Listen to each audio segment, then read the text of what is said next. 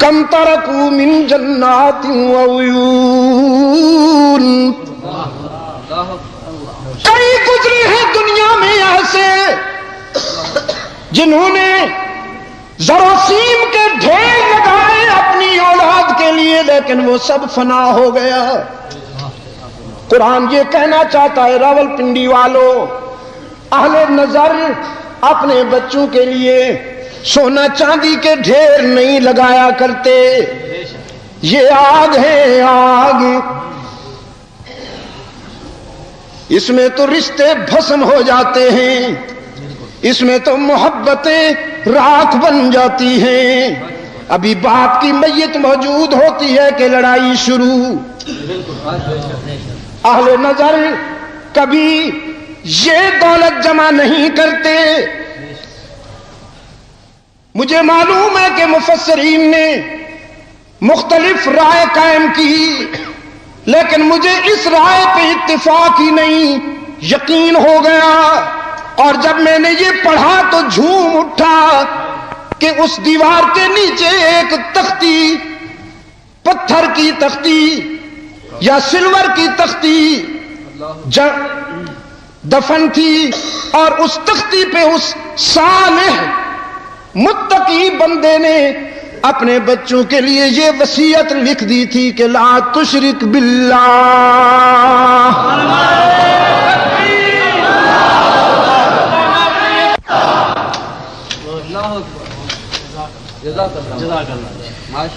یہی وہ دولت ہے جو لقمان نے اپنے فرزند کو دی۔ فرمایا وَإِذْ قَالَ لُقْمَانُ لِابْنِهِ وَهُوَ يَعِظُهُ يَا بُنَيَّ وَإِذْ قَالَ لُقْمَانُ لِابْنِهِ وَهُوَ يَعِظُهُ يَا بُنَيَّ۔ دنیا چھوڑنے لگا لقمان، اپنے بیٹے کو بلایا، فرمایا لخت جگر، میں نے تیرے لیے جاگیریں نہیں بنائی، محلات نہیں چھوڑے، ہیرے جواہرات کے ڈھیر نہیں چھوڑے، سونا جمع نہیں کیا، بس کچھ حکمت کے زرین بول دیتا ہوں۔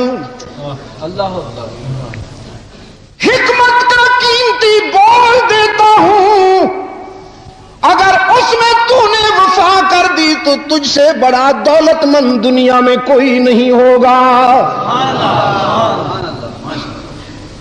اور وہ بول کیا ہے، وہ قول کیا ہے؟ وَإِذْ قَالَ لُقْمَانُ لِابْنِهِ وَهُوَ يَعِظُهُ يَا بُنَيَّ لَا تُشْرِكْ بِاللَّهِ إِنَّ الشِّرْكَ لَظُلْمٌ عَظِيمٌ۔ لخت جگر، دنیا کے سفر میں اللہ کے حق میں کسی کو شریک نہ بنانا۔ رحمت للعالمین نے بھی اپنے روحانی بیٹوں کو یہی دیا۔ فرمایا انبیاء کبھی درہم و دینار وراثت میں نہیں چھوڑتے، ہماری وراثت علم ہوتا ہے، اور علم کی وراثت اللہ کی توحید۔ انبیاء کی وراثت علم ہوتا ہے، اور علم کی وراثت اور علم کی بنیاد اللہ کی توحید۔ رأس الحکمت مخافت اللہ۔ رحمت عالم صلی اللہ علیہ وسلم نے بھی اپنی امت کو یہی فرمایا۔ ایک صحابی کو سامنے بٹھا کے فرمایا لا تشرک باللہ، اللہ کے حق میں کسی کو شریک نہ کرنا۔ کہنے لگا اگر صورتحال خطرناک ہو جائے، اگر میری جان خطرے میں ہو، رحمت عالم نے فرمایا، موحد اعظم نے فرمایا، امام الموحدین نے فرمایا ان قتلتا او حرکتا، اگر تجھے ریزہ ریزہ بھی کر دیا جائے، آگ میں جھونک کر بھسم کر دیا جائے، کٹ جانا، جل جانا، لیکن اللہ کے حق میں کسی کو شریک نہ بنانا۔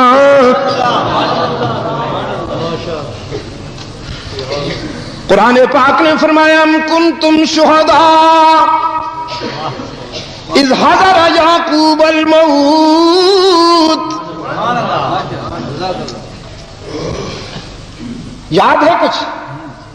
ام کنتم شہداء اذ حضر یعقوب الموت اذ قال لبنیہ ما تعبدون من بعدی. جب یعقوب دنیا چھوڑنے لگا، موت کے آثار سامنے نظر آئے تو اپنے بچوں کو قریب بلایا، فرمایا ما تعبدون من بعدی. دنیا چھوڑنے سے پہلے میں نے جو تمہیں سبق پڑھایا، میں نے جو تمہیں تعلیم دی، ذرا بتاؤ میرا وہ سبق یاد ہے کہ نہیں؟ اپنی آنکھیں بند کرنے سے پہلے، کیا کہا میں نے؟ اپنی آنکھیں بند کرنے سے پہلے تمہاری آنکھیں کھولنا چاہتا ہوں. اپنی آنکھیں بند کرنے سے پہلے تمہاری آنکھیں کھولنا چاہتا ہوں. ما تعبدون من بعدی. بتاؤ تمہاری جبین کی عاجزیوں کے لیے مسجود کون؟ اے اللہ، جب تک نظام صبح و شام قائم رہے،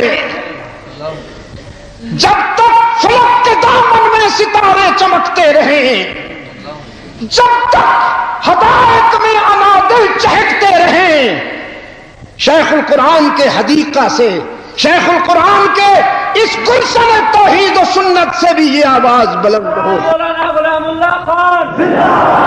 شیخ الہند کے روحانی فرزندوں کی یہ آواز گونجتی رہے، ولی اللہ کے روحانی بیٹوں کی یہ آواز گونجتی رہے، شاہ اسماعیل شہید کے روحانی بیٹوں کی یہ آواز گونجتی رہے. آلے اس کی بگڑی بھی اسی سے بنے گی، چاہے وہ دنیاوی زندگی کے کسی شعبے میں کھڑا ہو. میں نے پہلے کہا اس اسٹیج سے میں نمبر نہیں سیاسی نمبر بنانے کے لیے نہیں آیا ہوں، بس اتنا ضرور کہتا ہوں کہ اگر کسی کا دل چاہے تو اس آواز میں شامل ہو کے دیکھ لے. انسانی جبین کی عاجزیوں کے لیے سچا مسجود کون؟ ہی پہ ضرب لگے ذرا، تاکہ بھی کے بیماروں کو اللہ شفائے کاملہ عطا فرمائے. انسانی جبین کی عاجزیوں کے لیے سچا مسجود کون؟ علام الغیوب کون؟ کارساز و دستگیر کون؟ حاجت روا و مشکل کشا کون؟ بیماریاں دور کرنے والا کون؟ سفینے پار لگانے والا کون؟ دعا پکار کو قبول کرنے والا کون؟ تانا دیے بغیر معاف کر دینے والا کون؟ باقی جہاں جاؤ گے لوٹے جاؤ گے راول پنڈی والوں، پاکستان والوں، باقی جہاں جاؤ گے لوٹے جاؤ گے. آستانے سجے ہوئے ہیں، قبریں سجی ہوئی ہیں، جھنڈیاں لہرا رہی ہیں، اور بیٹھے ہوئے ہیں پروفیشنل یتیم.